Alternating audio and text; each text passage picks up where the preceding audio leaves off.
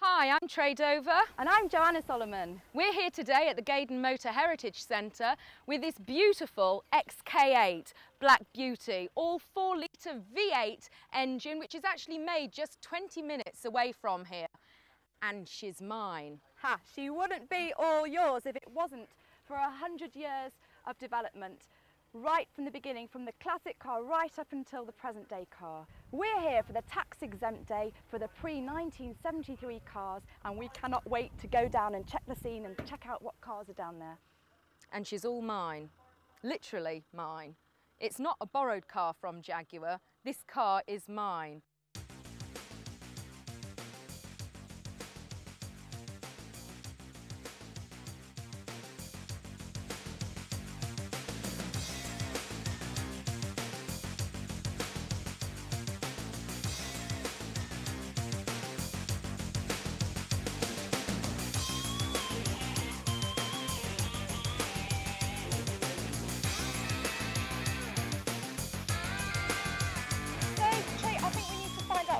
About today's event. Absolutely. And what's going on. So I'm going to have a little word with the event organiser and see what she can tell me, and I'll catch up with you later. Catch you later.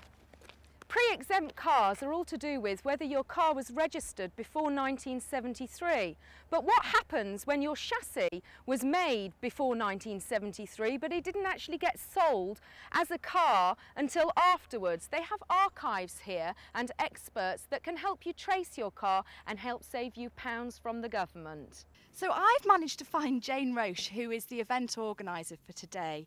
Hi Jane. Hello, hi there. I just want to ask you a couple of questions really. Mainly, well, first of all, can you talk a little bit about today's event, what's going to be happening? Well, the sun's shining for one, and that's always the most important thing at an event. We've got a fabulous collection of pre-1973 tax exempt vehicles coming today, and they really will span across the entire spectrum. It isn't just one particular mark here, as you'll see as the day unfolds. And now the sun's shining, I'm sure that a lot more owners will come out. Our biggest headache before an event is the weather, and it can either make or break. But these people really are fanatics, and they are so supportive. They do come out in their droves to support a day like today. And how fantastic to have two singers here at this event. They are in fact very rare. There's only about 23 of them left in the country. This one is nicknamed George, and this one is Sid. Sid was actually dumped in a farmyard and resurrected and fully restored by the current owner. This car is actually a 1925 car, but was registered in 1926. So it was obviously left on the shelf for the more mass-produced models. It's done a couple of long trips. In 1953, it went from London to John O'Groats and back again, which in those day and age, where the roads must have been deplorable, was really quite a feat. And if you wanted to pick up one of these beautiful vintage cars, at today's prices, they're about £10,000. Very affordable. I'm not quite sure how affordable the petrol would be at today's prices, however. I've just been walking past these, what I think are Range Rovers, but it says Velar. I'm a bit confused. Where's the owner? Where's the owner? Hello. Hi, I'm from Men & Motors. Hello. Who are you? Jeff Miller. Great. Now, can you tell me a little bit about this VELAR? Well, it's a prototype Range Rover that has the name Velar on it, as it did in 1968 and 69, to fool the public, because we had a new vehicle that no one knew about, and we wanted to keep it that way. Wow, so it's an actual original pre-production car? Yes, we built in 1969 and 70, 27 pre-production vehicles were built, and this is number 17 of that 27. It was a name created, in fact, not for Range Rover, but for a little Rover sports car, a one-off prototype, which in fact is in the museum now. So when I needed some subterfuge, I simply brought out this name and used it again. So the Velar Motor Company made a total of one sports car and 47 Range Rover prototypes. Hold on, what's that little thing over there? Yes, what is that? That in fact is the Velar badge that we made for the #1 prototype, the engineering prototype, which was really the look-see vehicle to see where we were going next. And we made those badges which were a cross between a Nissan and a London Underground and a Volvo badge.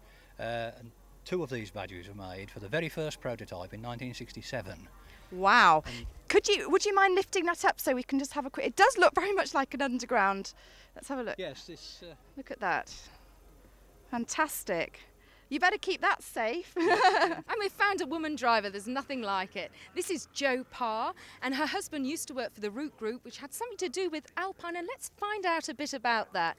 When did your husband start working for the Route Group? Well, my husband started with what was called a pupillage after school with the Routes Group, did his training with the Routes Group, and in fact spent his whole life with all the change of names when there were takeovers until it's through to Peugeot today. Fabulous. And so you specifically wanted one of these cars? Well, he's always been very interested, and since there are friends with the same cars and a great interest in Sunbeam Alpines, he really knew what he was interested in, and so we started to look for a car that he considered didn't need too much doing to it for it to be respectable, because he likes things that are really kept in tip-top order. You've owned this car for quite some time.